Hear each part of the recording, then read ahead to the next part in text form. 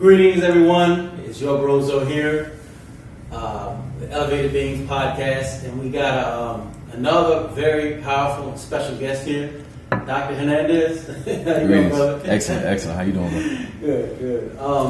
And as always, I kind of let my guests kind of talk about themselves, explain who they are, what they do, and etc. So please, brother. Peace and love.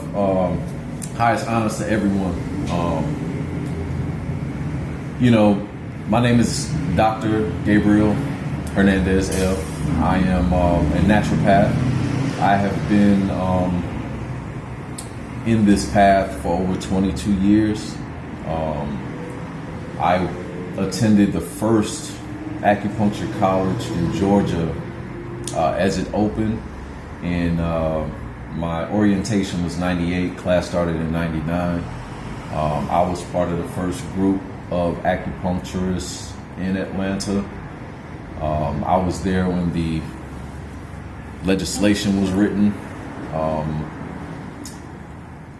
I later on, after that, went to naturopathic school, was with the same teacher. He stopped teaching acupuncture, started teaching naturopathic medicine.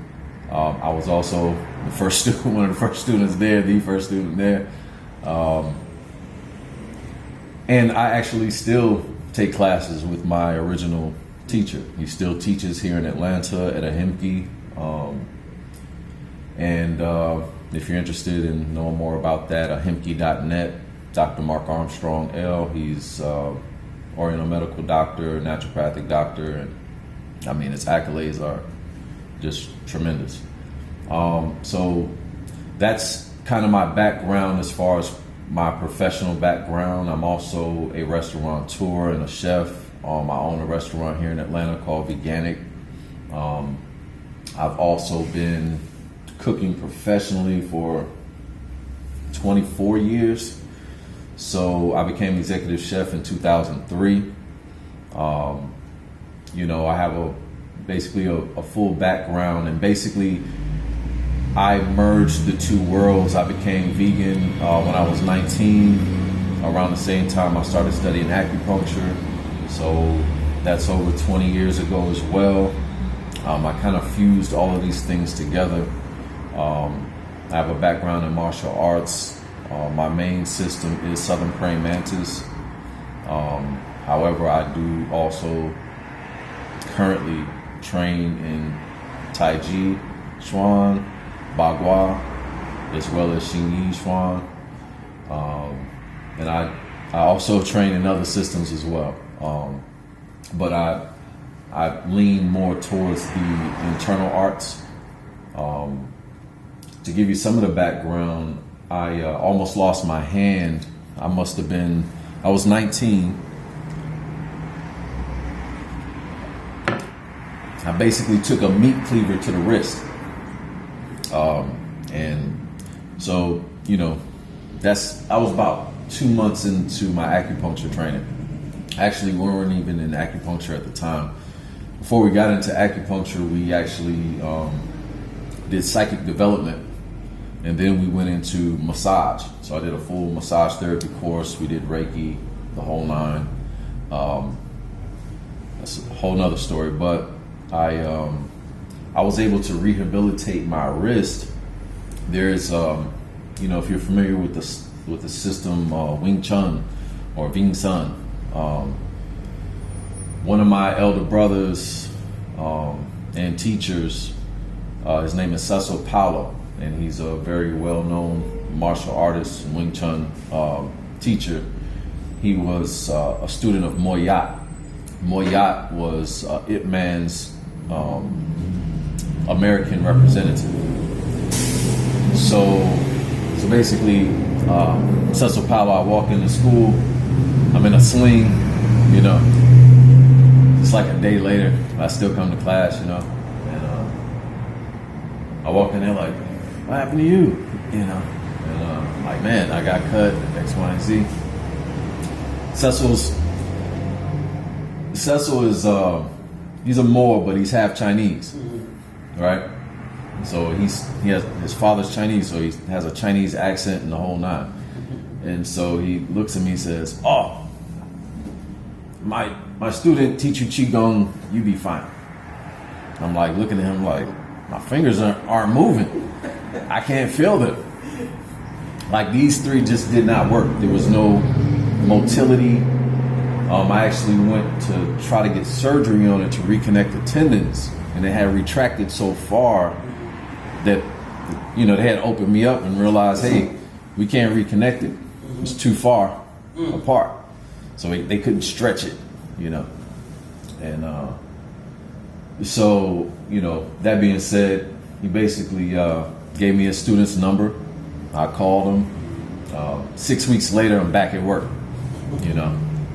So, you know, I guess part of my testimony in all of this is that, you know, I've kind of seen and been through the ringer myself enough and have been able to utilize the sciences that I've learned over the years.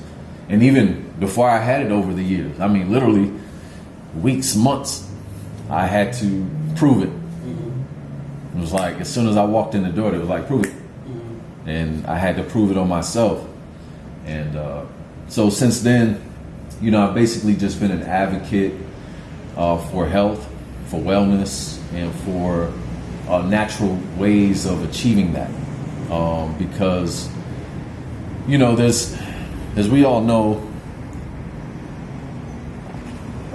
and let me give a caveat, you know, I'm not claiming to cure, diagnose, treat anything.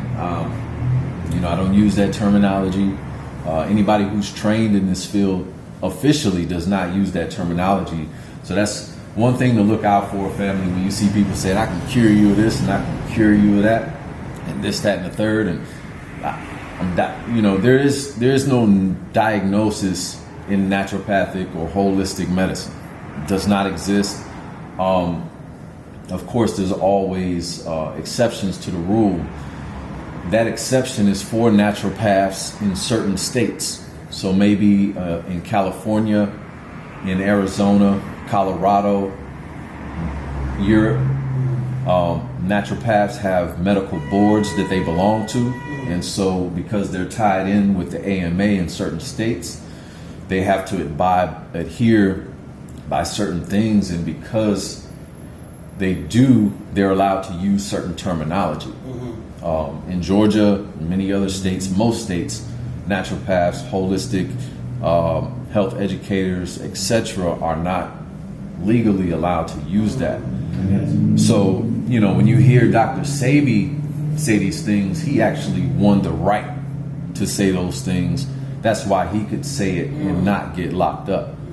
So that's a whole, you know, side story. But yeah, I kind of lost my train of thought. But if you have any questions, brother, just actually, I'm gonna because you were talking martial arts. It's interesting, man, because I remember me personally, like I used to wrestle in high school, right? Yes. And you know, I thought I was, you know, a little tough and stuff, right? Yeah. I went to my dojo. These are shotokankarate, Tone Dojo. Yeah. He was they started an original dojo back in New Jersey. Okay. But you know they were all brothers. You know, this is back in the 70s. Right? Yeah. So my sensei, he's like 74 years old now. Can still do a split. Okay. You know, this kind of stuff. You know, but you know, great teacher. I went to him. You know, and I thought I knew a little something. Yeah. One day, and I was training for like a year, right? And then I met his son. His son beat the shit out of me. You know what I'm saying? Yeah. Hey. You know what I'm saying? I thought, you know. That's the old school stuff. Yeah, you know what I'm saying? So I thought I was a little tough. Then I got humble, right? But the main thing, and I want, if you would kind of elaborate on this, because I know some people around me that have this situation, but I remember I used to have anxiety. And I never breathed properly when I was doing anything, even running. I'm sitting there like, how am I run? Why am I never in shape? Because I ain't breathing right? That's right. Could you kind of elaborate, please, on the importance of how martial arts can cure things like anxiety and stuff like that? Yeah. I mean, again, you know, I don't want to use the term cure, but you know what? You know, I'm gonna tell you, as the general public, you guys can say whatever you like. I'm just not allowed to. Yeah. But it's true. You know, breathing, and you probably studied Sanshin breathing, right? So that is it's an ancient form of qigong. It actually comes from the crane system of kungfu, and we actually have a piece of that Sanshin in our southern praying mantis as well. So I'm very familiar with it, you know. But breathing in general. So I'll give you a simple example. Somebody's having an anxiety attack. What do you tell them to do? Breathe. You grab, and typically, you remember back in the 80s, they don't really talk about it no more, but you grab that brown paper bag. Yeah, I remember that. And you start breathing in it, but breathing in it slow, you know. Or you tell children what? Count to 10. You know, Big Sean said you cannot count to 10 me, you know, but it's basically a method of bringing that anxious, nervous feeling back down. I mean, they're using it today in kindergarten, in certain schools, you know, Montessori. They use that because, and now they're starting to teach children yoga. My wife actually teaches children yoga, and she was teaching at one of the home schools here. Forgive me for not saying the name, but Queen Thais. She's like the queen of black homeschooling. And my wife taught there, and to watch the children get so focused, it was interesting. They'd all be ready for yoga. Like it was like a thing that they were ready to sit and to breathe and to om and to chant. Like the children get it.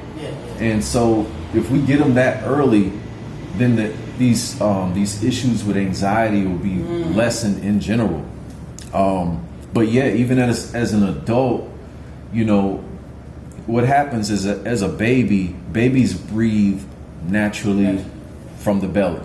This is when we go to martial arts. This is what we learn. You know, breathe. You know, your sifu, your sensei gonna tell you breathe here, right? They're not gonna say stop doing all of this. You know, and there is a level to opening the top, but that's the third chamber of the lung. So when you get more advanced, there's a full expansion of the lung that happens, but you can't start at the top. You know what I mean? It doesn't start there. Like on a balloon, because the balloon, the bottom goes and then the top is exactly. So you never get a chance to fully inflate your lungs and feel what that actually feels like. But babies know. But as we get older, as we become inundated, as we're around other people with what I would consider poor habits or bad habits, we begin to forget. You know, children, as they get older, they forget their divinity. They forget that connection that they have with the Most High, you know, and they start to get caught up in this world, you know, and all of the television and all of the media that's going on around them, which is why it's important for us to control our media, which is why what you're doing is very important, because that's the media that we need to control. We need to control what our children are seeing, what, you know what I'm saying, what images they're taking in. But back to the anxiety, if we think about a woman who's giving birth, I mean, what automatically it's breathe.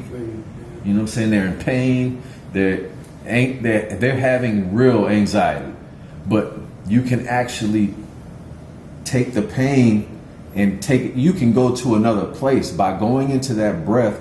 You can get lost in that breath, and the pain now is no longer there. And you know, for a lot of women, they're not being trained in these methods. A lot of our women don't have, and that's just all the time, the best healthcare insurance, so they don't have access. Now, I can tell you from firsthand experience, on the north side of town, in Alpharetta, even in Buckhead, they have all of these classes available. So if you're about to have your baby at Piedmont, if you're about to have your baby up here, and they have it down here, but it's not as it's not in our media. You get what I'm saying? They make sure that they know where to go get it. Hey, go, you know, Ma's classes are Monday and Wednesday. You know what I'm saying? Bring your partner. You know what I'm saying? 4:30. It's a whole thing. And so there's a reason why they do that, because they're going to make sure that those women are going to have smooth childbirths. And we got to do the same for our women, because it's important. And those who do it, like for instance, my wife, our baby is 14 months. We had her at home in the tub. You know, we had Nana Siti, who is the queen of all, not doulas, but midwives. Mm-hmm. You know, she was the one that did all the time for everybody.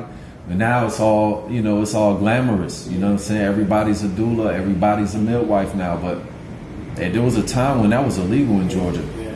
Matter of fact, my oldest son, who is 19, she also was his midwife. Mm-hmm. And back then it was illegal. We had to, the way we had to meet back then was kind of, very tough type things, man. But it was still beautiful, because she is excellent and she is amazing, and and she makes everything smooth, and she teaches the breathing, and she's a naturopath.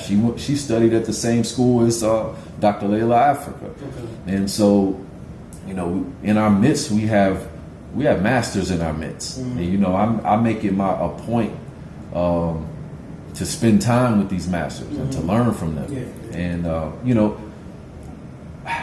we can look at anything on this planet and say that we would all just perish without the sun, right? Mm-hmm.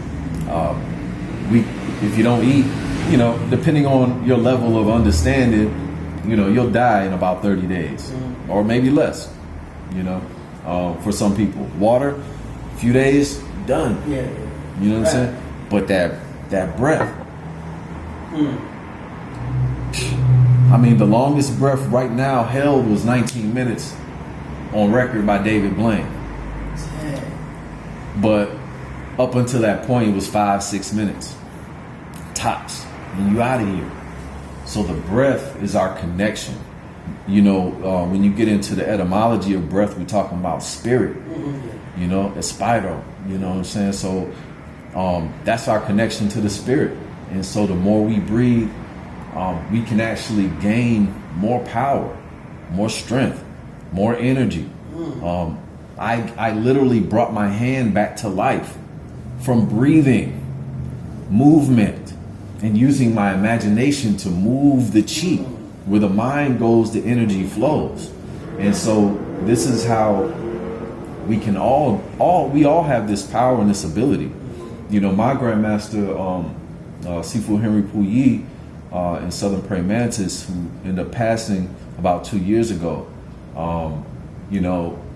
he, in 1981, he actually was in a bad car accident and became paralyzed on half of his body, right? His Sifu, Lam Sam, came back to America to retrain him from a wheelchair. He ended up being one of the most powerful masters while he was living, and one of the most respected, because he went from literally a wheelchair to he has so much energy. I'll give you an example. There's certain stories I could tell.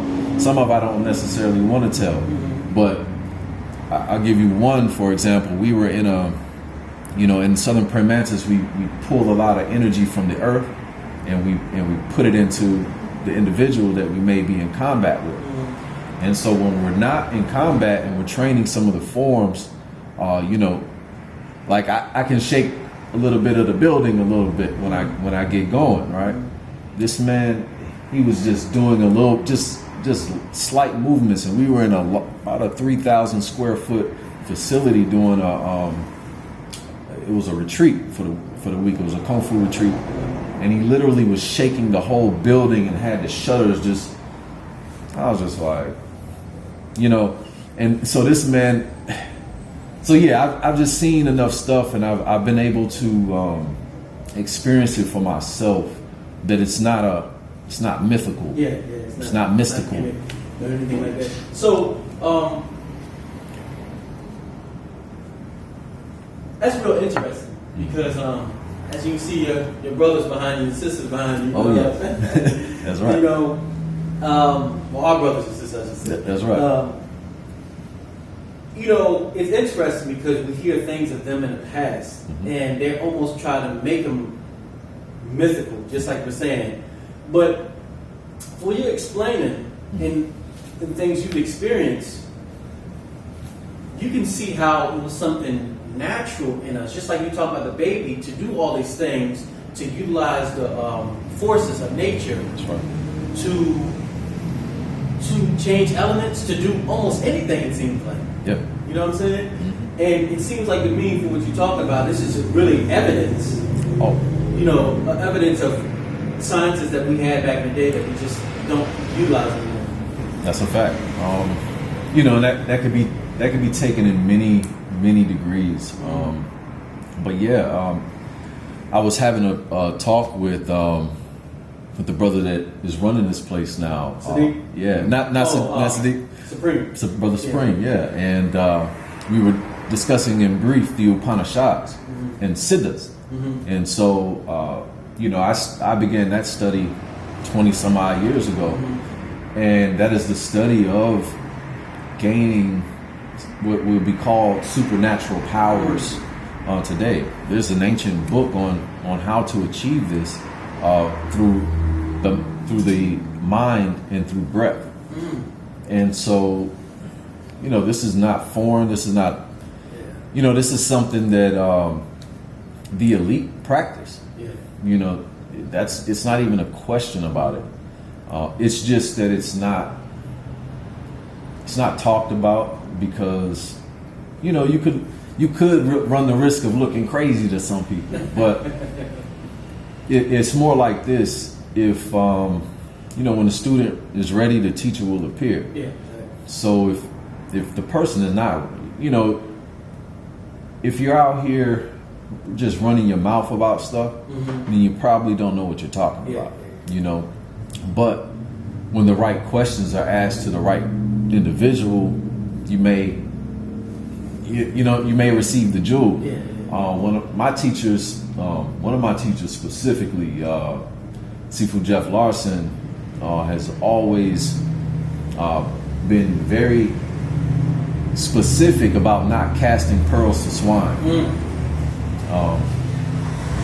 And it's, you know, and he always says, it's like, it's not as a disrespect. It's just that, you know, you don't want to give away the knowledge to people who are not, one, ready for it, who do not actually want it, and who have not asked for it. You know, the scriptures say, ask and ye shall receive. You know what I'm saying? So you don't just run around giving this stuff away. But for those who actually seeking it, you know, I believe in sharing the knowledge. It's just I'm just not willy-nilly. So like I expressed to you earlier, if you know me as a chef, you might not know me as a doctor, or you might not know me in the martial arts circuit. But if you know me in the martial arts circuit, you may not know I have computer degrees. And, you know what I'm saying? It's just you know, it's just degrees to everything and levels. And so I just share it as it comes about. But back to the original question, as far as our ancestors and having certain abilities, that is it's a definite fact. Even to this day, there are men like my Bagua teacher, Sifu Ben Hill Bey, out of Harlem, New York, is a man who has, you know, he's the current lineage holder for Zhengrong Chao Bagua, which is one of the original forms of Bagua. So it's, you don't even see it like that anymore. But that particular system trained in the old way, not how it's taught it's taught different today. Because, like for instance, my teacher, he said he had to practice 2 palms for 2 years straight before he learned anything else. And we're talking about holding stances for hours, 2-3 hours at a time, just to build your structure. And you know, this type of training, that's that old training. If you watch the old kung fu movies, and the guy, he's been doing the same thing for 90 days, 100 days. Master, I've been training for weeks or for months. When are you going to teach me? And, you know, Master's laughing at him because he already knows, right? And then something mess around and happen, and he accidentally like hits a table, and the table just bursts. You know, he's like, oh, dang, you know, and he comes to the realization, I've been training this whole time. It's, and that's why a lot of, you know, the, I should say Westerners, Western-minded people don't have the patience to learn the old way. But the old way is what's going to give you those special gifts. You know, you can learn how to box and how to take somebody down and wrestle them and choke them out.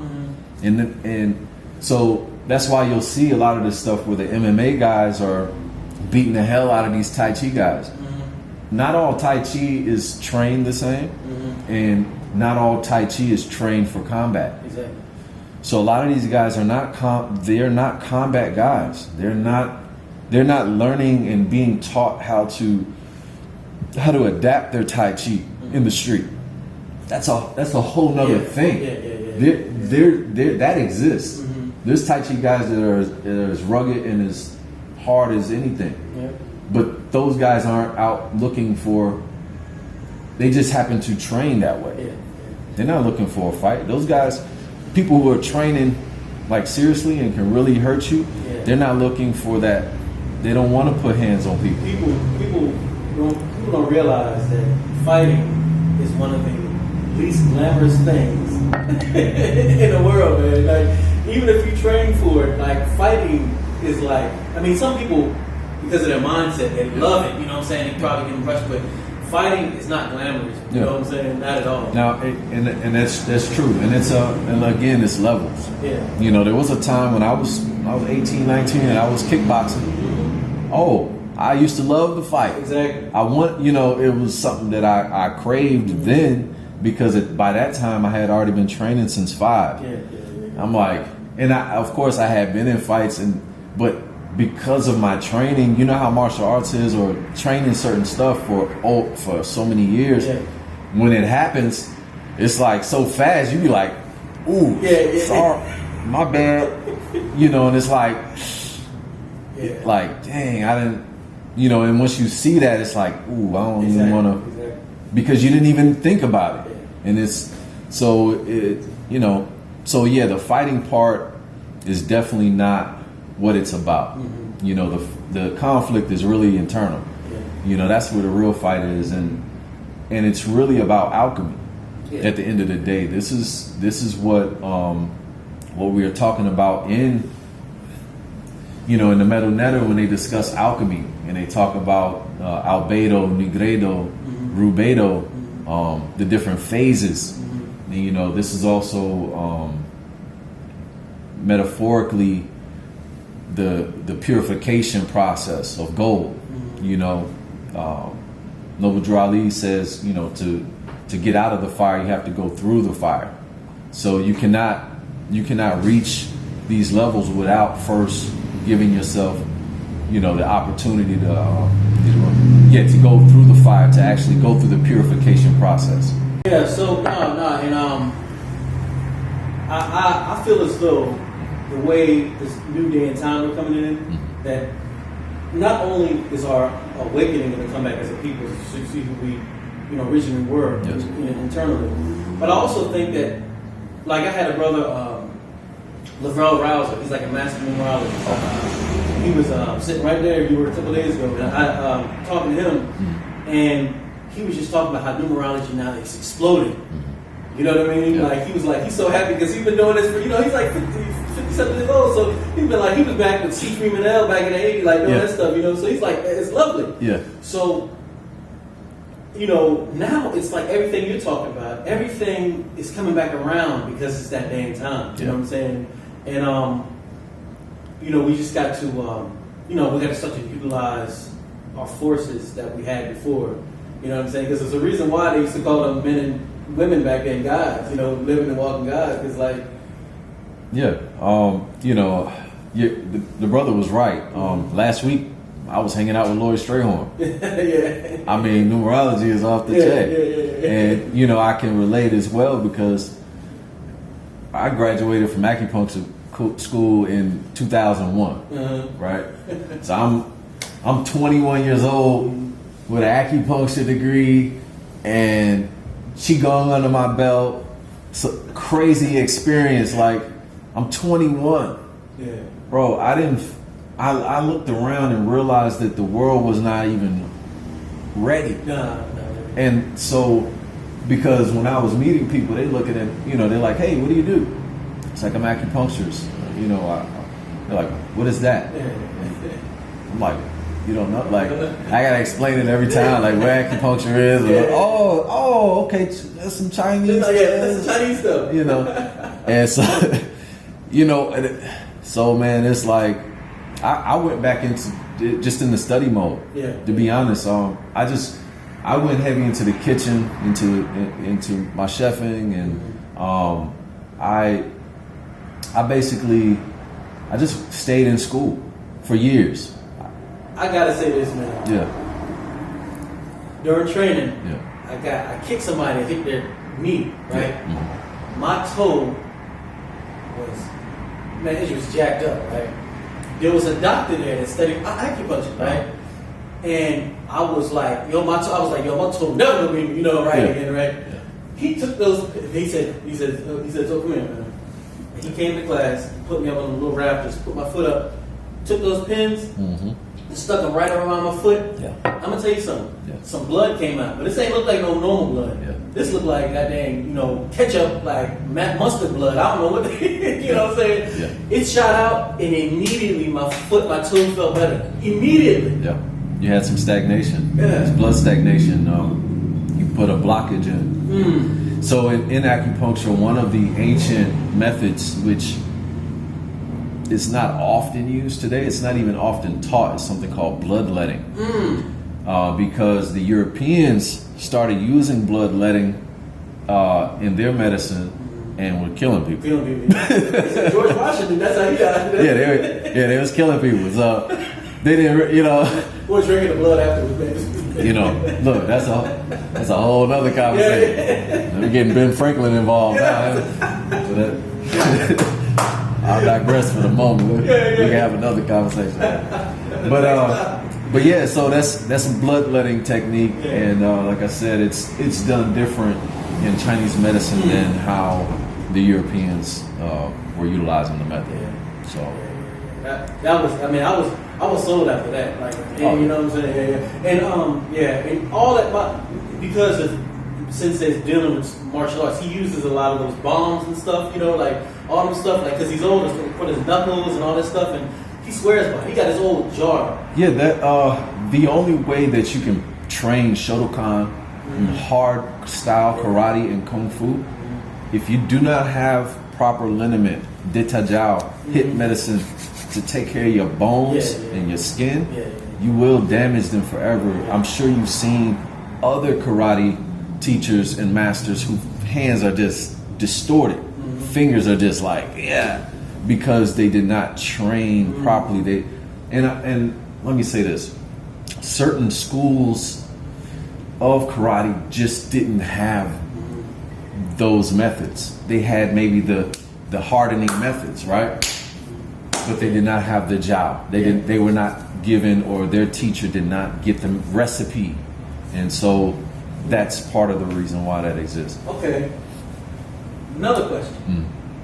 Because I knew that in Africa, and even Tamaray, that martial arts and started there. For sure. Okay. What do you think, as far as your research, was the transition from that arts from there over to the East? Do you think it was because the people were already there, just teaching the people? What do you think? Yeah, man, that's a great question. And I had the pleasure of being lectured at my school one day. I just happened to stop by to see my teacher, right? This one evening, just pulled up on him. And Wayne Chandler was there. If you're familiar with Wayne Chandler, he is a great historian. He did a lot of research for Ivan Van Sertima back in the day. He's still a phenomenal researcher, but he's also a student of a man known as Mantak Chia. Mantak Chia is probably the most well-known qigong teacher or teacher of what would be called sexual kung fu, Taoist kung fu, or Taoist sexual kung fu, for men and for women. And so he's known for his books, but Wayne Chandler is one of his students. So there's a strong connection between the qigong and the history. So I like reading his work. He's very thorough.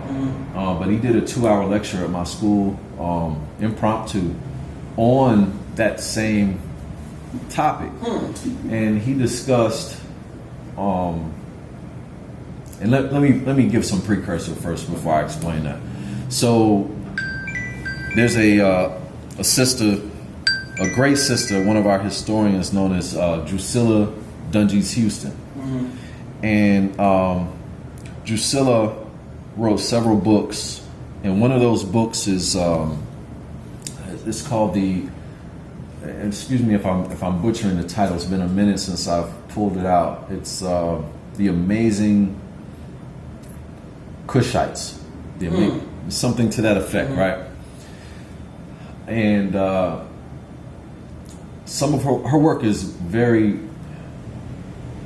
important work, because what she did, she explained how the Kushites had populated the world, because she was one of the first sisters that was involved in archaeology and anthropology. This is 100+ years ago, you know.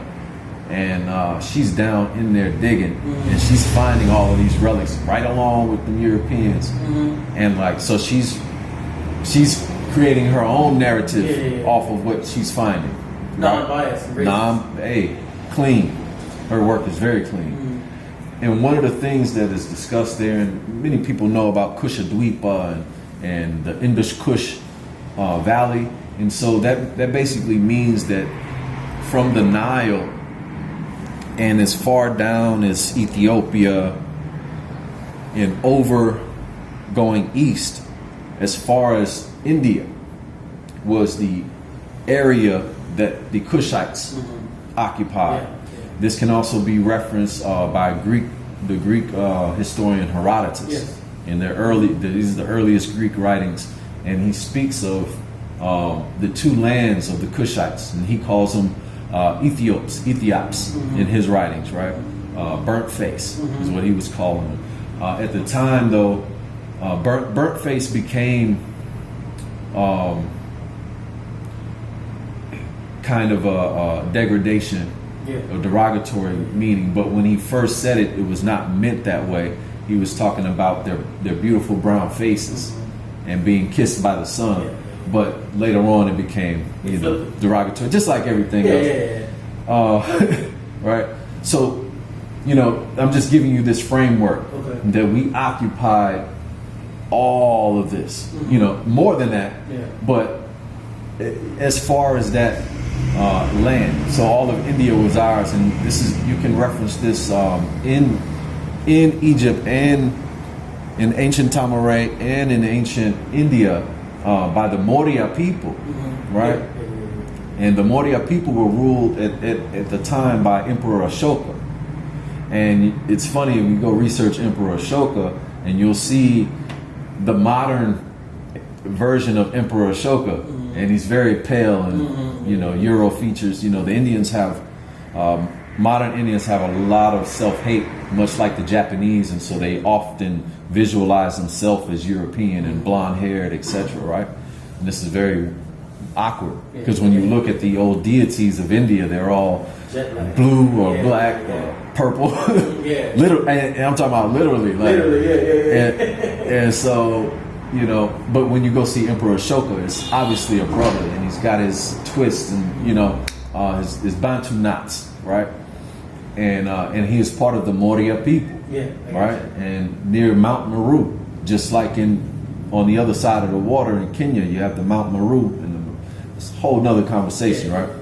So back to the original question, Wayne Chandler was basically breaking down how the Acadians, who were basically considered the top fighters, war generals of that time of 8,000 years ago, were the ones who were taking these fighting arts out into Asia, right?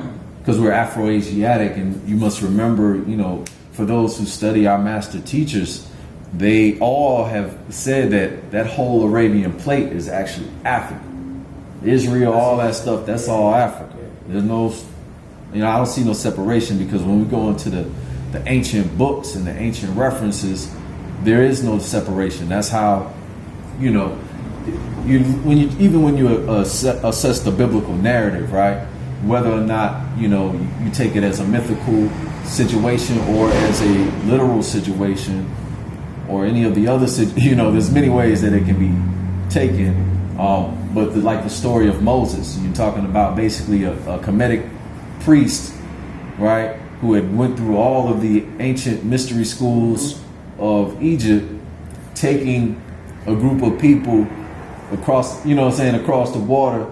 You know, obviously if they can go over there, then they're not looking any different than the people that's over there, and vice versa. When, you know, when they talk about Jesus hiding in Egypt more than once, it's like, y'all hiding amongst your people, or because you can't hide amongst another people, right? If you, when you got to get low, you got to go to your man house. You got to, you know, you got to lay low, right? So you got to be somewhere where you can kind of fit in. And so I just say that to say that, you know, we occupy that land. So, because the narrative in our people's mind is, when you think of Arabia, you're thinking these pale Arabs, you know, that Wahhabi is it, you know, that's a whole nother conversation. Yeah, because I mean, a lot of these people, because of the antiquity of our race, and a lot of these people weren't even around.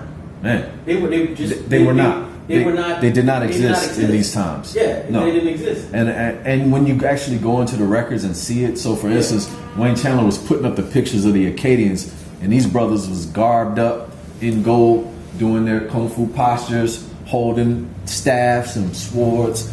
And so this is stuff that he found in the basements of these museums that nobody's talking about. It ain't in no books currently. You know what I mean? Yeah. He's working on some stuff, but so this information, basically we transmitted it in ancient times. When you look at even the story of the Buddhist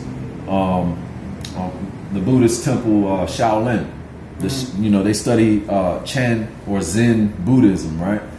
And the man that brought them their Buddhism, if you will, and brought them the Kung Fu was a man named Dat Moore, right? Dat Moore, or Da Mo, or what they commonly call him, Bodhidharma. This was the man who traveled from India. This brother came from India 2,000 years ago, 1,500 years ago, and taught these people these martial arts.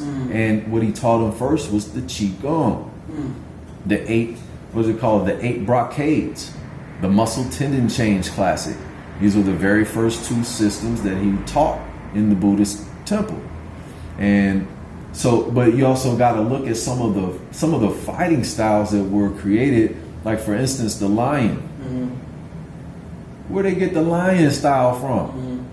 Obviously somebody came with the knowledge of what a lion is. You know, now China does have a big mountain cat, but it's not that big, and they do have tigers, but they don't have lions, as it were. You get what I'm saying? And so, and the thing that looks like a lion in the ancient Chinese thing, you know, it's like you see them in the those are dogs. That's a chow. That's a type of a chow breed. That is not a lion. So, you know, people get that mixed up as a lion. And why do all of these kung fu systems have lion dancing? What? Ain't no lions in China. You know, so my point is, when you really look at, without even doing the research, you can just look at some of it and be like, okay, this brother come from India teaching these Chinese people this kung fu and this qigong. You got the Akkadians bringing it in ancient times. Now, and then we can link it up with the fact that the Yellow Emperor, which is the foundation of traditional Chinese medicine today, which is a book that was found in China over 5,000 years ago. So that means in antiquity, this knowledge was being transmitted. We talk about the myths that exist around Osiris, and they speak about how he went to all of the lands of the world and taught all of the knowledge. to all of the lands, or left different pieces of knowledge in different places around the world. And when you start to look at different, for instance, for martial arts, as I look at it as sort of a historian / scholar of martial arts, it's like you see that there's different pieces. Yeah. You can't, you know, I'm not so biased to think that my southern praying mantis is the end all be all, right? I love it because it fits my body. Exactly. If you know, it fits my mind, and the fact that it's acupuncture boxing, so it's very near and dear to me. And the knowledge that I gain from it is a knowledge that I can't get from other systems. It's interesting you say that because I did, like I said, I started wrestling. I actually prefer jiu-jitsu. I just literally don't have enough time to do both, and I got to finish my black belt, finish that first before. But I mean, I would much rather do jiu-jitsu. And they're related. Yeah. So you'll see once you start your jiu-jitsu training that the karate is a spin. Like they're so well connected. Like basically the jiu-jitsu was basically a different spin-off. You know, the Japanese arts are very, very peculiar in their historical stance because, you know, like for instance, the ninjas.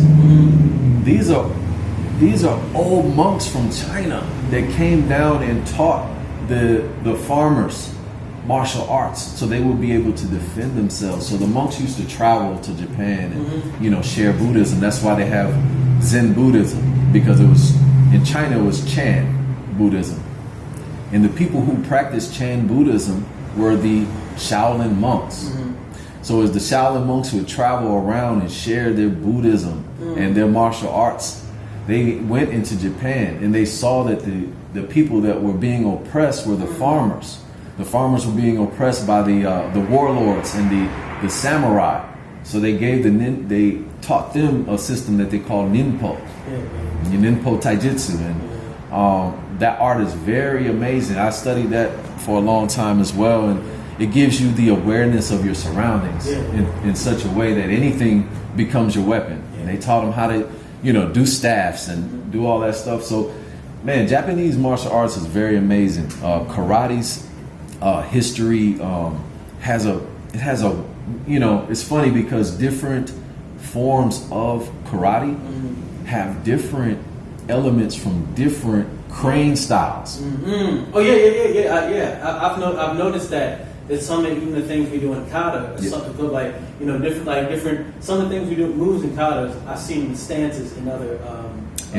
In a lot of those moves, quiet as kept, like the one you just did, would be a move like to flip somebody. Although it can be used as a strike, a block, and other things. They're showing you some other stuff, because this is like, you know, my first system was Hapkido. Okay, Hapkido. And Hapkido is a Korean art, you know, but it's composed of judo, aikido, jiu-jitsu, harengdo, and taekwondo.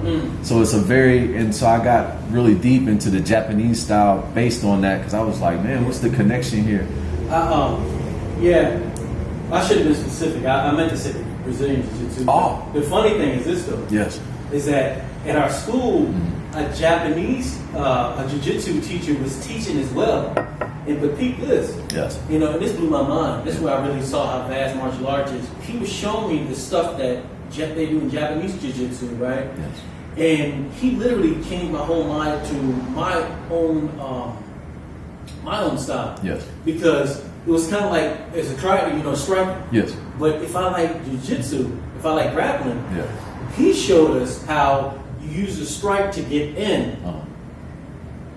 To get them on the ground. Yeah. So he was showing the dirty stuff too, the breaking the wrist. You know, that's the real stuff. Yeah. Because, you know, the way I learned early, man. Like in Hapkido is street fighting, right? So, although they do have guys in Hapkido that do go to tournaments. Technically, a Hapkido guy can't really get involved in a bare knuckle fight. Like they have to have their hands wrapped because everything is a grab, everything is a break, everything is a strike, break, flip. You know, so it's like we really couldn't utilize that stuff. That's where I first learned pressure point fighting. Yeah. You know, everything we doing is when we grab somebody, you know, in jiu-jitsu. Yeah, exactly. You're hitting Hogu 4 to control that hand. Mm-hmm. You know, that's large intestine 4. But in medicine, this is a point that we use for constipation and for headaches, right? Because a lot of headaches are tied to constipation. If your bowel is not moving properly, you're dehydrated. Your bowel is dehydrated because that's where the water is absorbed in the small intestine. So if you're backed up here, you're going to be dehydrated, and now you're going to have, you know, if you massage this point, now you can also ease the pain that may be coming from the dehydration and get the bowels moving at the same time. So I know you're going to be here lecturing here. Is it the 10th or the 11th? Do you remember? I think it's the 11th. It is the 11th? 1:30, I think. Yeah, okay, 1:30, yeah. So I'm gonna let you save some of that for whatever you're gonna build on. You know what I'm saying? Indeed, yeah. I haven't even thought about it, man. Usually, I just show up, man, and glow up. Man. You already see. I see how. I mean, that's the best way. You know, in a lot of ways, because, like you said, you know, when people just ask you questions, that opens things up. That's why I like to. Definitely. I really like to ask questions because questions make my questions better. You know what I'm saying? Yeah, no, definitely, and it makes me. When I answer, I should say, make my questions better. You ask great questions because you're having me actually process some stuff and share some things that I usually don't get a chance to share with people. I know it's interesting the way, like, you know, this flow, because it's like this is a straight martial arts breathing history lesson of martial arts, but it's stuff that people need to know. And I just learned something new because you just connected the dots of a lot of the, specifically dealing with the antiquity of martial arts and how it spread. I mean, that makes perfect sense. I mean, you know, even speaking of Brazil, man, you know, with capoeira, right? You know, a lot of people, when you hear capoeira explained, they're always going to say, "Oh, it's a Brazilian martial art." And, you know, some will say Afro-Brazilian. But that is an African martial art. It comes straight from Angola. It was already developed when they landed. And there is several other arts that are very similar. And so what happened is there's several arts from that region of West Africa that had their own martial arts. And as those people were taken, you know, from their homeland and shifted across the waters against their will, those people came together and further developed it, and so it did kind of become a more cohesive art. And that's why when you really get into it, you'll see that, you know, there's different families even in the capoeira arts, you know, and typically you'll see your Regional, which is your more flashy, fun stuff, and then you'll see your Angola, which is real old school, small. It's your old man stuff. It's like that slippery, real smooth, you know, small movement, slipping underneath you and different stuff like that. And, you know, and all of it is beautiful. And, you know, there's another form that's more new, the contemporánea. The master of contemporánea actually lives here in Atlanta, Maestro Efrain. And, man, it's so much history and wealth. Mfudishi, I'm sure you know Mfudishi. You know, I'm in his line, so he's kind of like my elder brother, senior master, because my teacher was Baba Vita, and in Ganga Tolona, or Tolona, as a lot of people call him. And so, you know, that type of foundation and background, they were pivotal in bringing a lot of those ancient martial arts back to us. They created a system called Kupagami and Gumi, and it's very popular. It has a lot of similarities to the capoeira, but it also has some Shaolin, and it has some African grappling. You know, man, when it comes to grappling and wrestling, there's some strong wrestling from Africa. I seen it, like, devastating wrestling, man. I mean, you see it on the walls, man. They would get for a hot minute. That's where the Greek wrestling comes from. I actually have a teacher. I know we were running out of time, but I have a teacher I used to train with, Alan Pittman, who taught Greco-Roman style wrestling, right? But one of the things that he shared with me, he would go and train with the Zulus. You know, he's a European, but he would go and trade stick fighting because he's a Shingi Bagua. lineage holder, so he would go and train them in his staffs, and they would train him in Zulu stick fighting. So he's one of the few people that outside of South Africa that can even teach that stuff. So this, like I said, man, we got people around us that if we just open our eyes, man, the masters are here, and they're I agree, and they want to teach. Yeah, exactly. That, I'm starting to see the more and more I do these interviews and meet brothers like you and sisters like, the brothers and sisters I mean, I'm just like, you got some amazing folks, man. You know what I'm saying? And this is just also showing our people that we don't need outside help to get things accomplished. All we got to do is do the same thing they did in mystery schools. The same thing. Just study. You know what I'm saying? And the greatness is gonna come. Know thyself. You got to study yourself. Yeah, exactly. Know thyself, man. It's on all the temple, above the door of the temple. But yeah, brother, man, we're gonna wrap this up because April 10th we're gonna see you. You know what I'm saying? Yes, indeed. Yeah. This was a wonderful conversation. You know what I'm saying? And we're gonna have some more if that's okay with you. Indeed, I'm open, bro. We can make it happen for sure. Yes, indeed. All right, brother. Everybody, Dr. Hernandez, and we out. Peace. Peace.